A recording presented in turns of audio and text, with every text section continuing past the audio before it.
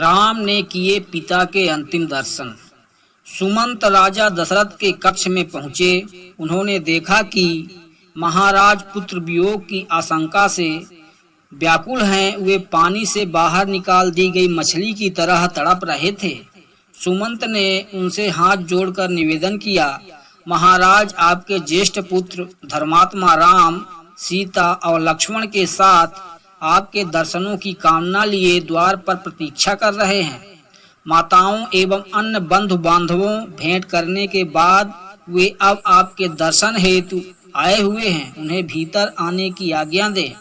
महाराज दशरथ ने धैर्य धारण करते हुए कहा, हे मंत्रीवर, राम के भीतर आने से पहले आप सभी रानियों समस्त परिजनों को यहाँ बुला लाइए।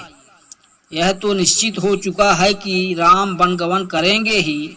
मुझे यह भी ज्ञात है कि राम के वियोग में मेरी मृत्यु भी अवश्य संभावित है। अतः मैं चाहता हूँ कि इन दोनों महान घटनाओं को देखने हेतु मेरा समस्त परिवार यहाँ उपस्थित रहे।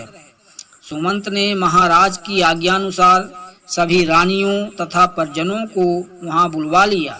उसके पश्चात राम, सीता तथा लक्ष्मण को भी महाराज के पास ले आए। हाथ जोड़े हुए राम वहां पर उपस्थित अपने पिता और माताओं की ओर बढ़े।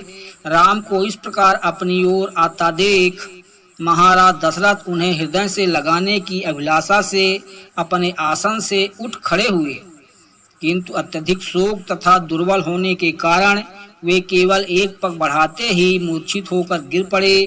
पिता की ऐसी दशा देखकर राम और लक्ष्मण ने तत्काल उन्हें सहारा देकर पलंग पर लिटा दिया।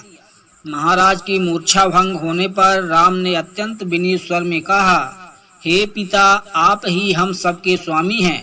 कृपा करके आप धैर्य धारण करें और हम तीनों को आशीर्वाद दें कि हम वन में 14 वर्ष की अवधि व्यतीत करने के पश्चात पुनः आपके दर्शन करें।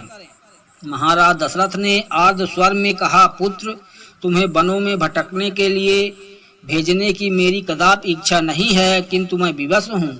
अब मैं इससे अधिक क्या कह सकता हूँ कि जाओ, तुम्हारे वनवास का काल कल्याणकारी हो। ईश्वर सदैव तुम्हारी रक्षा करे। मुझे इस बात की भी आशा नहीं है कि तुम्हारे वापस आने तक मैं जीवित रह पाऊंगा। फिर भी मैं परमात्मा से प्रार्थना करता हूँ कि तुम्हारे लौटने पर मैं तुम्हें पुनः देख पाऊँ। वहाँ पर उपस्थित गुरु वशिष्ठ, महामंत्री सुमंत आदि वरिष्ठ जनों ने एक बार फिर से कैकेयी को समझाने का प्रयास किया कि वह अपना वर वापस ले लें, किंतु कैकेयी अपने इरादों पर अडिग रही।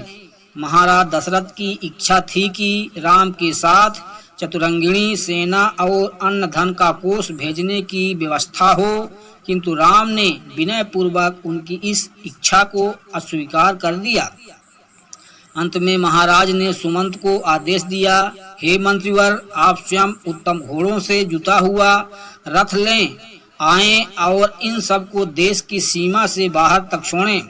इतना कहते ही राजा बेहवल होकर रोने लगे। सुमंत तत्काल ही महाराज की आज्ञा का पालन करने के लिए निकल पड़े।